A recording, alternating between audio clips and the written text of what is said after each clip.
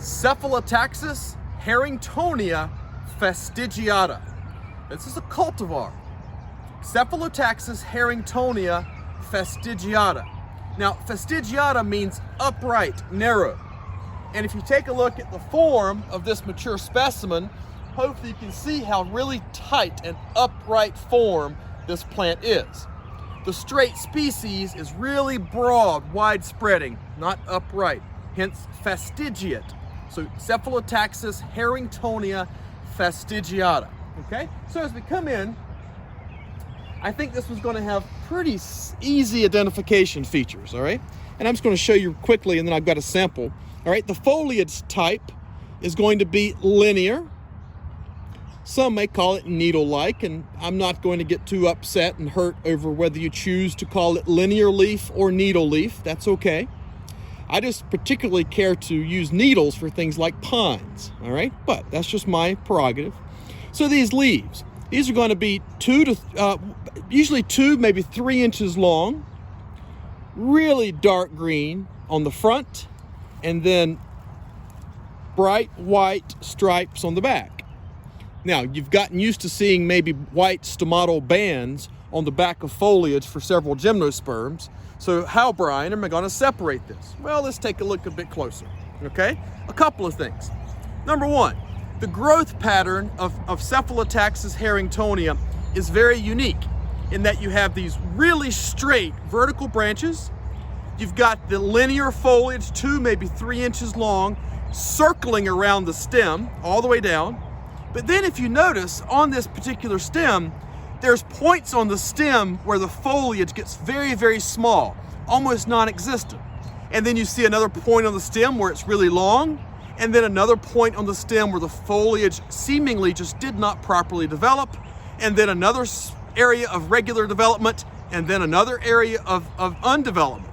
So you get this really interesting pattern, which is characteristic of still a healthy plant, but it's a unique growth form feature of Cephalotaxis Herringtonia, in this case, Festigiata. So let those gaps, what I call breaks in the action, all right? Those breaks in the action is a key feature that no other gymnosperm that we're going to learn has. That, coupled with these really dark green leaves and then the white stripes below. Now, one of the other features, if you can zoom in, maybe on the backdrop of my sweater, can you notice the decurrent leaf bases?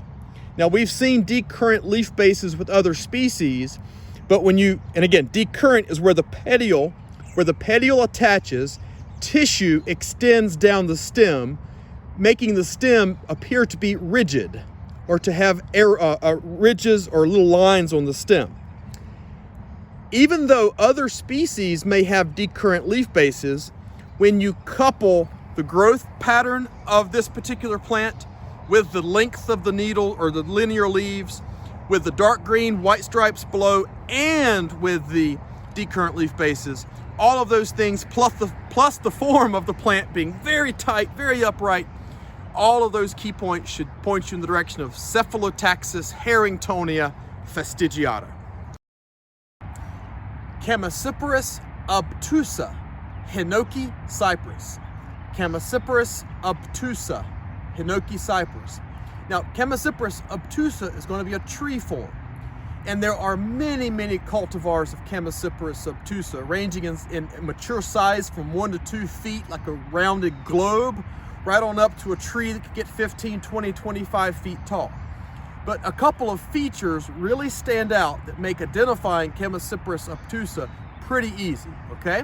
So, looking at this specimen, this is going to be a tree form, even though this particular one is right now only about 8 feet tall, okay? But what I want you to hone in on as Becky comes in, the foliage on Chamaecyparis obtusa is going to be really thick, these thick sprays, these flattened lateral branches, these thick sprays. The foliage type is going to be scale-like foliage, so it's very soft to touch. It's not prickly or sharp at all. And the color, don't worry about the color, because the foliage, unless it's a cultivar, which there are many, are different color, the foliage is going to be green. The discoloration you see here is just a seasonal effect And we've talked about gymnosperms having seasonal foliage color, and Chamaecyparis obtusa is one that really changes colors like we talked about. All right, but what's the key thing? The 11th finger, the really odd and the unusual that's going to make Hinoki-cypress easy to identify. Well, it's going to be the white stomatal bands or markings on the underside of these really thick, flattened sprays. And the best, hopefully I can show that. Becky, I'm going to get still and then let you navigate it. And what I want you kind of, right there, okay, I see it right above my ring, and I won't move it just so it stays steady, but right here above my ring, notice the white markings on those scale-like leaves on the underside. Folks, those white markings are in the form of X's and Y's. Think about the letters, X's and Y's.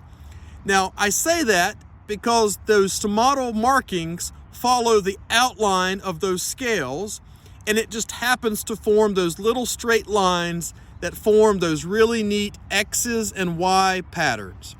So they don't look like large painted markings. They're not large white stripe markings. They're X's and Y's really specifically. So really take a chance to hone in on that. I'll provide some photographs of Chamaecyparis obtusa foliage that will also clearly, at least I hope, illustrate those X and Y markings, plus the thick, flattened sprays of the overall plant. And hopefully that'll help trigger in your mind pretty quickly Hinoki-cypress Chamaecyparis obtusa. Cunninghamia Lenciolada, China fir. Cunninghamia Lenciolada, China fir. Now this, folks, this is going to be a tree form gymnosperm, and one of the neat non-pine or non-juniper genera that does quite well in the south and actually forms really nice tree specimens. All right, even further down into Georgia, these are really nice alternative to pine or juniper gymnosperm trees for ornamental purposes. Okay, I'll show you a lot about that in lecture. Now, how we're going to identify this wild looking plant. All right, so come on in a bit closer. And what I'm going to do is I'm going to come all the way back to here and cut off a piece. And the first thing is I would note is let's talk about the foliage type, okay? Now the foliage type on Cunninghamia, these needle-like leaves are going to be 2.5 inches long, super green on the front side, really bright white striped on the back. Nothing new or novel there, but folks, trust me when I say, and somehow on the exam I'll make sure that this comes true, these leaves are sharp, sharp, sharp, sharp. They're like Ginsu knives, okay? So that alone makes this plant unique compared to any other gymnosperm we've learned. But let me show you another feature about the vegetative characteristics that should make this a bit easier. Notice what happens. From when I cut it at the base of the stem, it grows out, and then you see this rounded kind of nodular projection. Well, that was where the growth ended, that first period of growth. And then the next spring, it grew out again that far, and then it stopped, and there's another nodule there. And then it grew out again, and another nodule, and that's where the terminal bud was. And then it grew out again, and there was the most recent growth just here at the tip. So Cunninghamia has those previous year's buds, and you can even sometimes still see the pollen strobili still clustered at the previous seasonal growth intervals. That growth form is very distinct, in addition to the 2.5 inch, very sharp, dark green above, white striped, needle-like or linear leaves below. Now, as Becky, if you'll pan down, one of the other things to note about China fir is it drops not the leaves individually, but it drops the entire unit on the ground. So what you have is this super big mess of large, sharp, needle-filled branchlets that drop as a unit and cover the ground. So that's also a neat feature about Cunninghamia. It is messy, yes, but they drop as complete units, not as individual leaves. Cunninghamia Lenciolada, the China fir. Hello, Brian Jackson here, reporting live from San Francisco, California, where we're looking at the tallest tree in the world, and that, of course, is the coastal redwood, California redwood, Sequoia sempervirens. You don't believe me, do you? Well, we may be on a remote location at the J.C. Ralston Arboretum, but we're still looking at Sequoia sempervirens, the coastal or California redwood. Folks, this truly is the species that is the tallest tree in the world, and some of you may have been to Muir Woods, just outside of San Francisco. We'll go there later this semester in lecture, but today we're going to look at a specimen here on the East Coast. So that answers the first question. Do sequoias, native to California, tallest trees in the world, grow here? Well, they do. They grow here quite well. They're just not going to get 280 plus feet like their 300 plus feet like their cousin, like the same species on the West Coast, okay? So how are we gonna identify this plant, all right? Well, if you come on in, and I've already got a sample here cut, so I won't take much time looking at this branch, but the foliage is gonna be linear-like leaves, about an inch in length, all right? And I'll let Becky just zoom in with me being still. Linear-like leaves. Notice that they have pointed tips. They're not sharp like barbs or sharp prickles at all. They're just pointed leaves. Now we've seen some other linear leafed gymnosperms that have retuse or emarginated apex, but not these. These do have a little tiny point at the end of the foliage. All right, now something else. Kind of honing in a bit further, you can see those leaves again. All right, now I'm going to flip this over, and what you're going to see are these really bright white stripes on the back side. Well, that is not uncommon to many other gymnosperms, so we cannot rely on white stripes as a key identifying feature. So what then, Brian, can we use to identify this? Well, I'm so glad you asked. All right, so I'm going to pull the branch back down a second, and I want you to notice something. All right, the leaves do not only exist out on the tips of the branches, but the leaves will extend all the way down the main branches and even up some of these larger branches where you can see leaves on the stems themselves. All right, so dark green foliage at the tip, plus foliage moving down the main branches itself, bright white beneath, pointed leaf apices, there we go, and then, oh, come on to this side, Becky. Look at this. Oh yeah, look at that bark. Super, super bright red. Now it's super wet outside, as you already know, but this fibrous, really dark orange, reddish bark, very key identifying feature on Sequoia sempervirens. All right, coastal or California redwood. Fibrous red bark on Sequoia sempervirens. All right, Thuiopsis dolobrata, false arborvitae. Thuiopsis dolobrata, false arborvitae. Now, this particular specimen is more in shrub form, but keep in mind that this plant is naturally more of a tree form. Okay, so you may see this in photographs or in real person, or for the purpose of the exam, as an upright tree form or in this low-growing shrub form. Thuiopsis dolobrata. Now, a couple of one very easy way of identifying Thuiopsis. All right, come on in. I've already got a sample taken. All right, so zooming in on the foliage. All right, the foliage is scale-like. Look how dark, beautiful, lustrous green this is. Very scale-like. And notice the size. All right, if I just point here, look at the size of those scales. These scales are several millimeters long, maybe even up to almost a quarter of an inch. All right, so some of the largest scales of any gymnosperm that we've done that has scale-like foliage. All right, so yeah, that's kind of cool and all, but folks, you want to see the real key way of identifying this? Are you ready? Boom. Oh, haha, boom. Look at that. Those white stomatal markings on the back of the leaves make this super easy to identify. And if you even identify just a small little section, they look to me like crab claws. All right, if you look at the individual leaves on either side of the stem, it looks like a pair of pinchers or crab claws. It's the only gymnosperm that has full white painted nails on the backside and those large scales, which should make Thuiopsis dolobrata very easy to identify. Woohoo! Woohoo! Hi guys, come on. This is Platyclatus orientalis. Platyclatus orientalis, the next gymnosperm. Now, first thing about Platyclatus, this is going to be a large shrub form going up to be on a tree-sized plant. But I've already shown you the key ID feature for recognizing Platyclatus in that it has vertical branching patterns. Vertical branching patterns. So however you can look at it, you can see it peels apart like layers of one of those buttermilk biscuits that come out of a can. Those layers just peel apart, and that's the same layering effect for Platyclatus that's going to help you identify it from a long distance away, okay?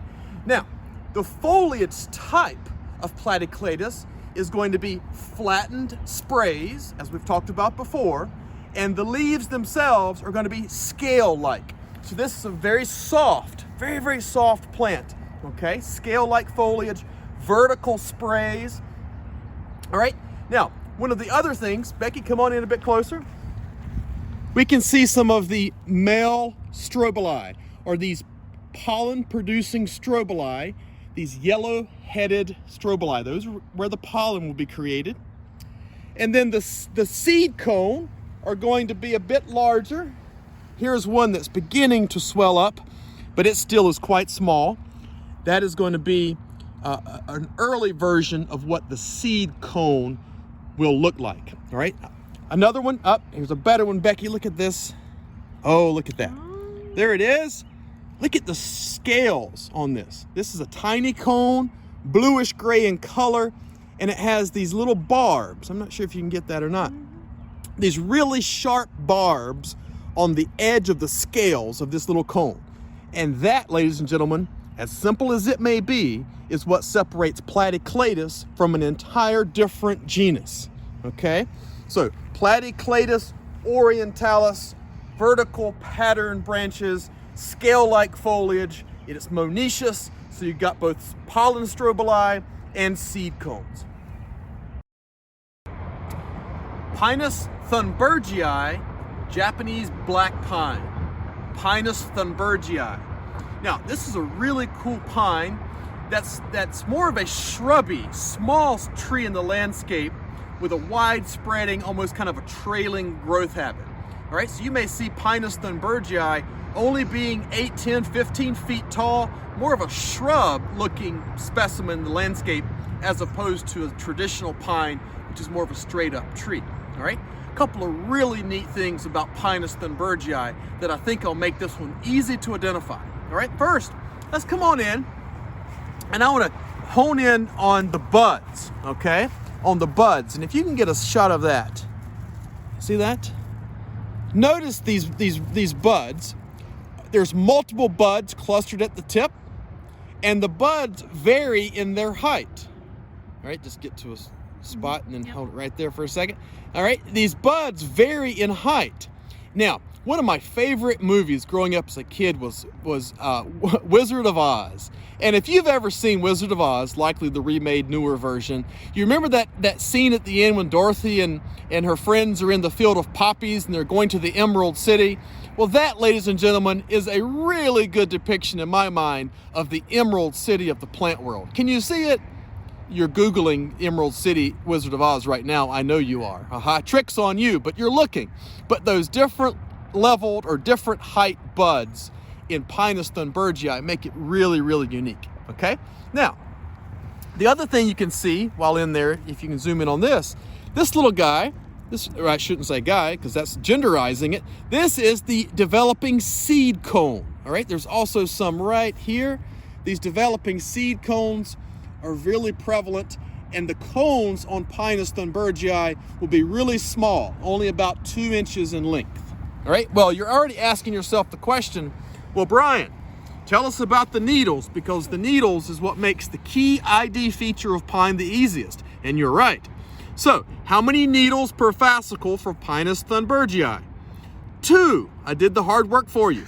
2 needles per fascicle, and they are how long? Well, I'm not good at judging length, Brian. That's okay. I am. Look at that. 1, 2, 3, 4. 4, 4.5, 4. You've got 4-inch needles, 2 needles per fascicle. And folks, when I say they're sharp, they are sharp. Now you might can't feel through the video right now, but super sharp, 4 inches long, 2 needles per fascicle, multiple varying height buds, and small little seed cones all point to Pinus thunbergii, Japanese black pine.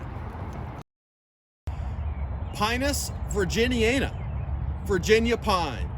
Pinus virginiana, Virginia pine. Now, we're here at the J.C. Ralston Arboretum, and the only specimen of Virginia pine that we have is a cultivar that has yellow foliage. Okay, so we're going to disregard the color effect of this cultivar and use this specimen and its key ID features to identify Virginia pine, but not be responsible for it being yellow. I don't want you to know the cultivar. Now, the first thing I would note about Virginia pine, this is one of the 8 native pines in North Carolina. It's also one called scrub pine because the plant itself doesn't get as tall as some of our other pines, and when it's young, it's usually very scrubby, very, very dense foliage, and it doesn't have the straight single bole or single trunk feature like most pines do. So scrub pine is one of the key names in addition to Virginia pine. All right, so with that being said, if you take a look at this sample, and notice here on the sample, the foliage is this yellow color. Don't worry about the yellow color, okay? That matters not, right? What matters are the key features for identifying Virginia pine. And the first thing we see here, the number of needles is 2. 2 needles per fascicle. All right, 2 needles per fascicle. And this stays zoned in right there. All right, 2 needles per fascicle. And the needles are about 3 inches long. And the other thing I think you can see from these 3 examples, the needles on Pinus virginiana twist and spiral. The needles aren't flat. And you can even see that from here. They're laying down on the clipboard, but they're not flat against the surface. So needles in 2, about 3 inches long, and the needles twist and spiral. And then looking at the cone of Pinus virginiana, the cones are going to be small, 2 to 3 inches, very, very sharp to touch them. It is going to be one of the smallest cones of any pine that we learned this semester. So about a 2.5 inch cone, very sharp, 2 needled twisted fascicles. All of those things suggest Pinus virginiana, Virginia pine. Abies firma, the momy fir. Abies firma, the momy fir. Now, this one is going to be one of the only firs that does really well here in the eastern North Carolina. Now, the most important or the most popular fir is Abies fraseri, the Fraser fir, which of course is great for Christmas trees, okay? Now, this one is a very close cousin to Fraser fir. It's got some unique features, I think, that should make it easy to identify, all right? Abies firma. Well, as you can see, it is a tree form, all right? Tree form. Got a couple of neat features. Now, instead of looking on the tree itself, we've got some samples here. And what I want you to see is first, taking a look at the foliage, all right? The foliage on momy fir is going to be linear, all right? These linear leaves, about 1 inch long. Now notice, and Becky's zooming in on these really nicely, a couple of things I want you to see right there. That's perfect. Notice these 1 inch linear leaves. And where they attach to the stem, there's a little circular disc where the petiole attaches to the stem. Circular discs, and I will provide photographs that show this feature very clearly for you to look at. But circular discs where the leaf attachment to the stem is a great way to identify Abies as a genus, okay? Now, 1 inch linear leaves. Also notice on those leaves, they are emarginate. Now, what does emarginate mean? it means that the apex has a notch or a little indentation in the top. Apex of the leaves is emarginate, a little notch in the top. Did you get that, Becky? All right. Now, on the underside, we can pan right over. The underside of AB's firma are these two bright white stripes, these stomatal bands. These white stomatal bands, which make identifying fur quite easy. All right, so 1 inch linear leaf, green on top, two bright white stripes below, circular discs where the leaf attaches to the stem, and then tiny little emarginated tips in the foliage. All right, now the last thing I'll just mention, I'll show a photograph of this, the cones, all right? The seed cones on AB's firma are going to be upright, all right, sitting upright on the foliage, typically at the top of the tree. I'll show you images of the cones of AB's firma. AB's concolor, white fir. AB's concolor, white fir. Now folks, this is going to be a tree form plant. The further north and west you go, the more prevalent these will be, because they often don't do as well to the east and to the south where it gets hotter, okay? But I am so happy that they do, at least on the marginal area in Raleigh, do well here, okay? And the reason for that is they offer a very unique additional fir that we can use in the landscape that offers some pretty cool qualities. Now, AB's concolor, come on in a bit. First, I hope you can note the bluish white coloration to the foliage, hence the name white fir. Now, what that is, of course, is the glaucous, waxy coating on the foliage. We've seen that before. You've learned to appreciate and to expect that with a lot of gymnosperms. But that whitish, bluish, glaucous coating gives this plant a bluish white color. Okay, so that in and of itself is a key feature. Now, the other thing about firs, right, ABs, the genus ABs, the leaves are going to be linear, and they're going to have circular attachment, like little suction cups. Can you see? Oh, right there. Suction cups on the stem. Now notice the stem, right where Becky's got the video. Those circular discs and the scars left behind, those tell you immediately this must be an AB's species, okay? And couple the circular leaf disc scars with 2-inch needles, whitish glaucous or whitish blue glaucusness. And folks, I wish we had smell a video, because the smell of the foliage of AB's concolor, it's like absolute, like tangerine, citrus, wonderful, wonderful citrus smell to the foliage. And somehow too on an exam, I'll try to give some little subtle clue that it smells like citrus, okay? So kind of pan up and take a look at the form of AB's concolor, the white fir, and note the foliage color, the circular discs, and then of course that really vivid, pungent citrus smell to the foliage will help you identify AB's concolor. Colorado blue spruce, Picea pungens variety glauca. Picea pungens variety glauca. Now this is a spruce, one of the first spruces that we've done, maybe one of the only ones, all right? Picea is the genus for spruce. Now pungens means sharp. Pungens means sharp. Now, that's in reference to the, ow! Oh my gosh. It's not joking. Picea pungens variety glauca. What does glauca mean? Glaucus is short for glaucus. Glaucus, of course, is that bluish wax that's found on the foliage. So Picea for spruce, pungens for ow, sharp, and glauca for bluish colored foliage. Folks, the name has already told you a lot about the key ID features of Colorado blue spruce, okay? Come on in a bit closer. Now let's take a look at the foliage. Now the foliage type, all right, is going to be short needles. Some may even say linear-like foliage, about 2 inches long. There we go. And notice how bright whitish blue. All right, that's the glaucous color. Now this is a variety, so that's a naturally occurring, a repetitive trait. And if I wipe it, let's see if I can do this. If I wipe it, that blue color comes off, okay? And these little needle-like leaves are indeed very sharp. Now, Becky, pan back out. I'm going to get a cutting. Dun, dun, dun, dun, dun. Okay, now, taking a look.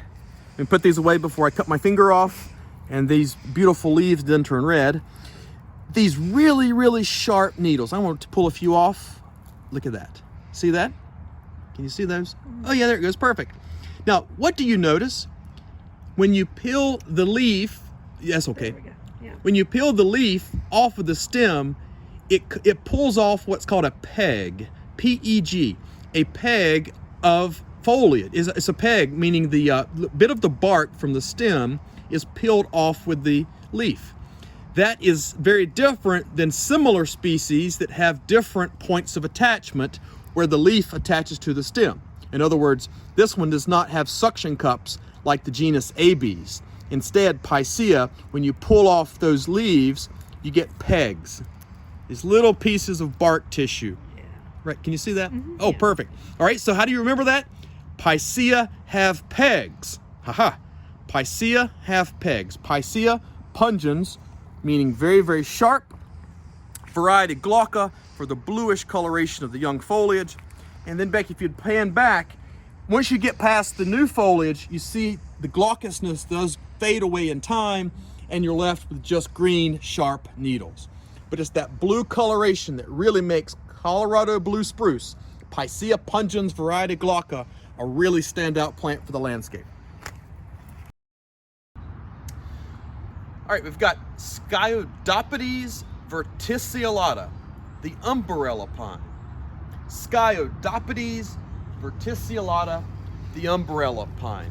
Now, this is going to be a tree-form gymnosperm, all right? And a couple of really neat features that I want you to notice for umbrella pine, okay?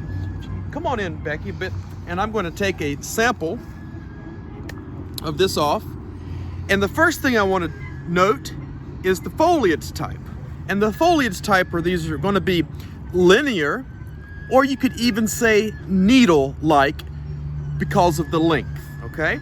But the leaves, the individual leaves, are going to be very soft, like plastic, all right? There's nothing sharp about these at all. Very, very soft. Now, notice the name, Sciadopitys verticiolata. Verticiolata for verticiolate, the term meaning world. And what I want you to hopefully see is how the leaves, these linear or needle-like leaves, are spiraling in a whirl in a circle. Whorled leaves, all right? And these individual leaves are solid green on the top, about 4 inches long, maybe 5 inches long. And then when you turn them over, dark green above, and then bright white stripes on the underside. Sciadopitys verticiolata, whorled needle or linear leaves, 4 to 5 inches long, green on top, bright white stripe down the center of the leaf. On the back side is the key way of identifying this. No sharp spines, no sharp texture whatsoever, tree form. Umbrella pine. Do you see the umbrella? On a day like this, I need an umbrella. All right.